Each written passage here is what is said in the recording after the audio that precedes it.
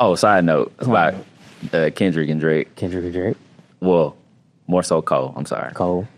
I was at Dreamville when he did the apology. You lying. I was. So hold on. How you feel in that moment? So the whole day, I went with my wife. The whole day I went, I was kind of teasing like, oh, J. Cole gonna, do another diss or whatever, right?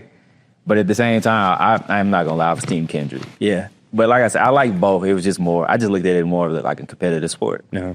But then when Cole came out and he did, like, everybody kind of, like when he first started talking, you kind of got a sense like, hold on, was he finna apologize? And then like he just kept kind of going on and on and on. And when he did it, everybody in the crowd was like, oh my gosh, I cannot believe he's doing this. Did he do that first or did he perform first? He performed for it. He performed first, and then at least he was smart about it. Yeah, then he got to like, I think right before like the last 2 or 3 songs, he did like one of those monologues he does where he's just like talking. Mm-hmm. And when he apologized, I was like, last 2 songs didn't even hit the same. I left after that. I don't blame him. I probably would have to. I ain't gonna lie to you. And like I said, he was my favorite artist. But I understand, but I feel like if that was the case, he should have never said anything. Yeah, because like the thing was, it wasn't even aimed towards him for real. Like he was a part of it because of first person shooter and being on the tour stuff. So he was involved, but it wasn't really aimed at you for real. You just happened to be there. Yeah. So true. And then you put yourself in it. Like you put yourself in it, and then you have to so now you look weak when it wasn't even about you in the first place. But you gotta do what you gotta do, I guess. Yeah, I'm ready for the album though. I want to see. Solo? Yeah, but he better not get on there talking about I'm the greatest, I'm the GOAT. I don't want to hear it. Nah, I don't want to hear it. Just rap. Yeah, I love the Off Season. I got that on vinyl too. Oh really? I love that album. Amari, he was just rapping on that. I love that song. But I feel like the follow-up was supposed to come out forever ago. I think he was gonna drop it the same. What was it last year? I think he was gonna drop it last year, but then the beef happened. Then it might delete later. I realized the rollout for that first was amazing. Oh yeah, it was. But now it's just kind of like killing every feature, doing cold stuff. Showing up at random places. I saw a video of him recently where he was at a gas station, just pumping gas. But yeah, that was it though. That's crazy. Well, let's go ahead and hop into it. So, how has faith, whether that was spiritual, personal, or creative, helped guide you through like your uncertain seasons in photography? Our faith is real important to me. Honestly, that's what keeps me grounded. I feel like with faith, it gives you like purpose to pause sometimes and just look around, kind of assess like where you are, why you're doing it. Like what do you feel like is stopping you from like wanting to keep going? Or on the opposite side, like what is that one little thing where you feel like, man, this one thing is just like giving me the energy to get up every day to go shoot, or I don't know, if you drive school buses or whatever, like whatever keeps you motivated, I feel like it's related to like the faith that you have that things are going to get better in those seasons. Recently, like 2 years ago, I moved from Arkansas to North Carolina, and I didn't want to move for a multitude of reasons, but I got out here and, to be honest, in hindsight, I never fully accepted it at first. I moved out here. I was telling myself like, oh, I'm going to get out. I'm going to go network, this and that. And I stayed in the house and did all the research, looked up all the creators out here thinking like, oh, I'm going to get out next week and go do it. And then the following week. And I think what I realized was I needed that break to realize like, hey, you got to adapt to this change. And that don't mean you got to go full throttle. Like you're telling yourself you have to. Like it's okay to like reset, understand where you are now, and really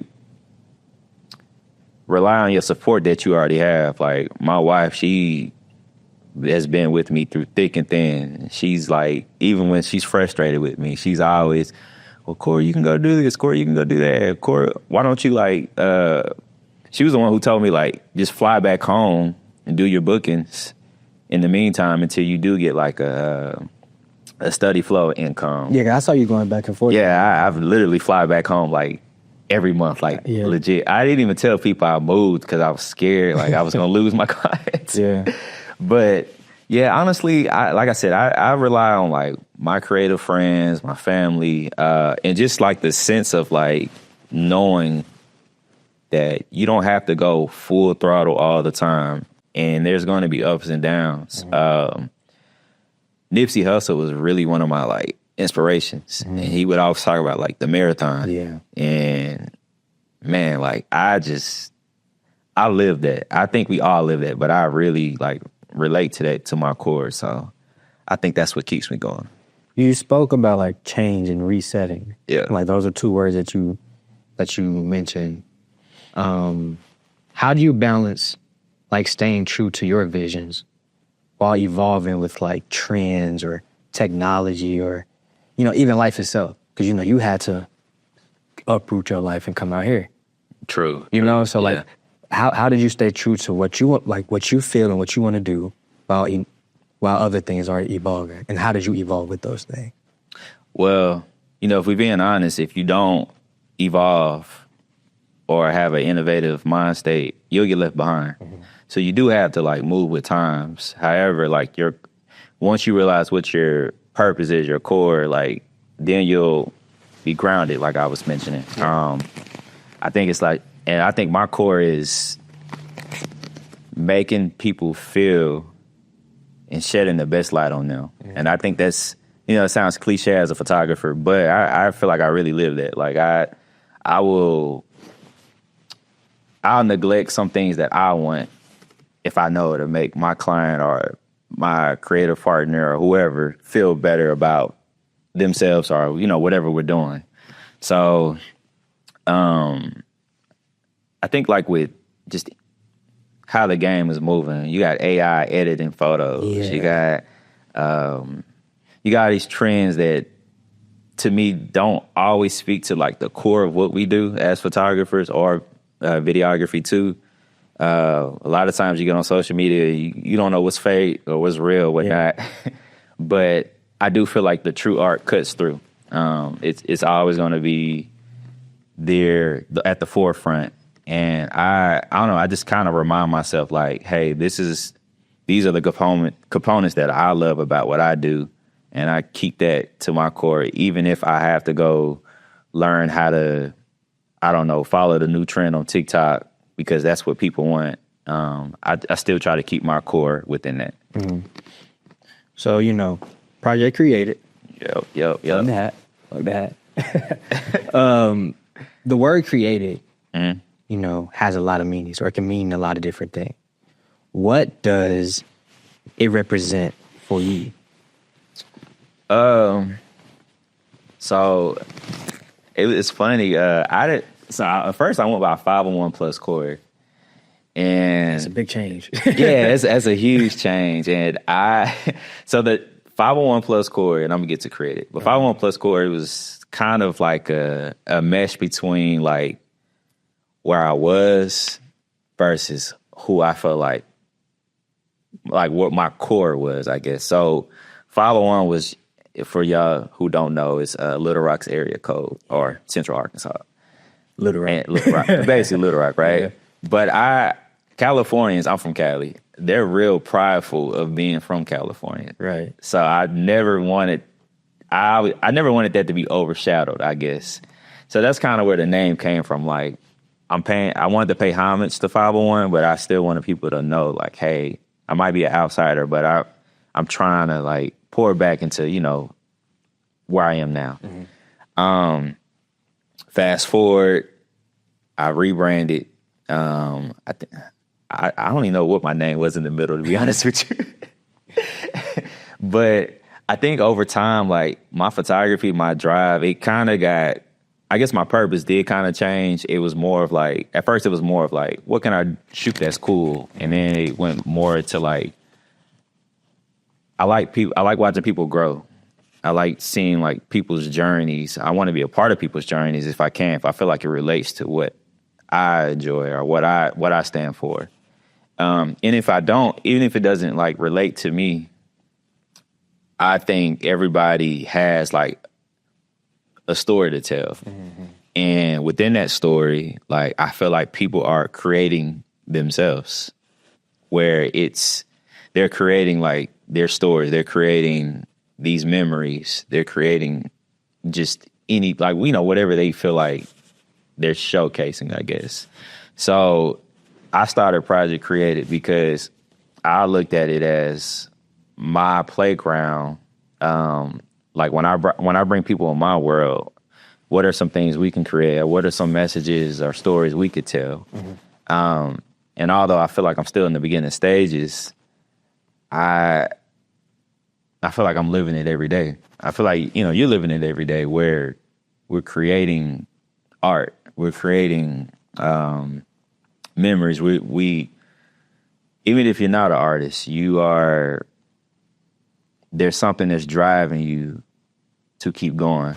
And I think that's just what I feel like created, like the true meaning of that is. I like that. I really do like that. So what gap or need do you feel that Project Creating is filling in both the photography world, but also in culture? So culture-wise, I'm a big fan of hats. I noticed. Yeah, I love hats. So I think I went with like the direction of like introducing Project Created on a hat because if you think of culture, one of the first things you think of is fashion. Mm-hmm. And I think that's just a way to kind of wear your crown, like to show people, hey, like I'm part of a collective that embraces everybody, a collective that wants new members. Mm-hmm. And I have so many like ideas of things, events, activations that I want to do. I want to do photo walks. I want to one day open a community center where I show people how to edit, like a creative hub. Mm-hmm. Ultimately, I want to do it in Little Rock because I feel like Little Rock was poured back into me the most. Yeah. But regardless of where I am, I do feel like I want to have like an impact because I feel like there's too many people who's only focused about what they're doing and we all can have like our selfish moments and times. Yeah. But I do feel like in order for me to get to the next level of wherever I'm going, because to be honest, sometimes I don't even know what I'm doing. You be on the go, you be on the move. In order to like get to the next level, I have to keep in mind like, hey, even my creative circle is the reason why I'm here.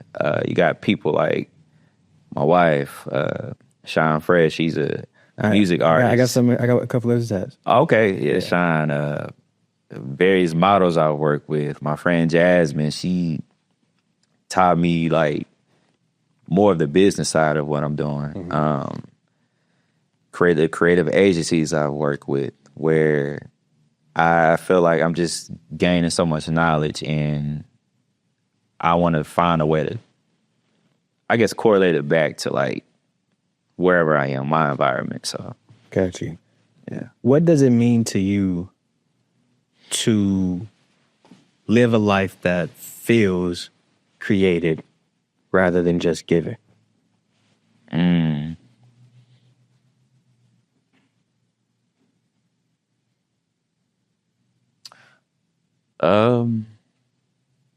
That's a good question. I would say everybody's not everybody is creative, whether they know it or not. Yeah, in a way. But I do feel like me living in my creativity or living a creative life is surrounding myself with people who inspire me, or who, I guess, like I said, live like that journey of growing, like live that journey of like going through like their path to growth or achieving their goals. Mm-hmm. So I would say, guess I'm trying to figure out how to word. Take your time. Yeah. What was the question? What was like the exact question again? I'm sorry. What does it mean to you to live a life that feels created? Okay. Rather than just given. Okay. So yeah, I would say from the standpoint of like when I am creating, putting a message or at least invoking an emotion or giving a message within like my art, or even if I'm not shooting on a certain day, feeling like I have things that I want to accomplish. And those things are going to propel me to get to like my next booking or my next meeting with whoever I need to go meet. But also too, like taking a step back and realizing like, hey, you're human too. And connecting with like family, friends, because that's what really keeps you grounded too. Right. Like outside of what we do on the daily. And like I said, I feel like just everything is kind of pouring back into you, whether you know it or not. Mm-hmm. And when you do good, you have good intentions. Normally it'll come back to you, because I just feel like that's just karma sometimes. Like when you exude good, it'll come back. Yeah, that's real. And kind of like piggybacking off of what you said, like it is art, whether it's photography, videography, even modeling, it's an art. And nowadays, I feel like so many people are doing it just to do it. Yeah. They're not doing it for the art. Yeah. They're not doing it for the art of photography. They're not doing it for the art of videography. They're not doing it for the art of modeling. They're just doing it because they can, or they're doing it to give themselves something to do. So I really like that you really like to hone in on that creative piece and that artistry, because, in a way, we are all artists. And kind of also going back to what you said, like the AI has really... change the game for real. Yes. You don't know what's real or not. But like you said, true artistry always shines through. It does. You know what's funny? I used to get so frustrated, like, when I felt like people would... like, I'll be scrolling on Instagram, and I just feel like, man, why did they do this? Or like, I'll see, like, I'm just giving a random example. Like, why would they shoot this outfit in this location? Mm-hmm. Or why are they choosing to like push this agenda with this piece of content? And I had to realize, like, although maybe I don't see it, although they don't see it the way I see it, maybe it still is art. I know like art could be, I know art could be like just this broad range of content that's out there. But I had to like sit back and just really realize like, hey, there's different like sectors of what we consider art. So I guess to your point, like, everybody might not create from the same pocket within like themselves of, like, I might be doing this for this reason, and then you might be shooting the same content for a different reason, but somehow, some way, it still gets out to the world. Yeah. And then it's up to you, me, and whoever else to, like, interpret it the way we do. So, but it took me a long time to get to a point to where I was accepting of different variations of art. Yeah. So, yeah. I guess, art is very subjective. Yeah. So it is. If it works, it works, I guess. I appreciate you sliding through, though, brother. Appreciate you, man. For sure.